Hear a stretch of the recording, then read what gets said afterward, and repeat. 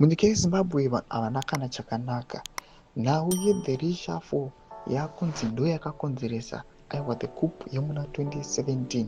Zvatakuona kuti vanhu vakuuya vachitora zvekare vachiti aiwa, since history ichiripita itself, The Reshuffle yatiri kuona iyi iri kuda kuitika kutanga wa2025. 2025 achanga ari gore richanakisa vanhu, gore rekuti richaita history isati yamboitika nyika yeZimbabwe. Zanapera mashufamda nyungwe panapa kuti wasubscribe like on the bell icon. Vakomana vekozo interunit vanobuda nyora vachiti vanoposta mapictures yamuri kuona ayo vanopinda vachiti this was President R.G. Mugabe's last cabinet reshuffle on 9 October 2017. It also triggered the 2017 November Operation Restore Legacy.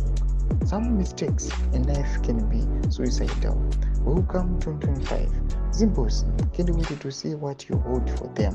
Domashoko anotaura kubva posta aiwa the last cabinet yacho aiwa yaRG Mugabe achiti aiwa ndo the same aiwa cabinet aiwa yakakonzeresa kuti pava neoperation Restore Legacy yakazo ignita the coup nezvese zvakuzoitika munyika izvi, achiti aiwa ukaona parwa futi another reshuffle vakomanaka musaexpecta zvinhu zvakanaka, musaexpecta kuti aiwa muchagara muruji, but kuchatoitika zvimwe zvichatokunakidzai.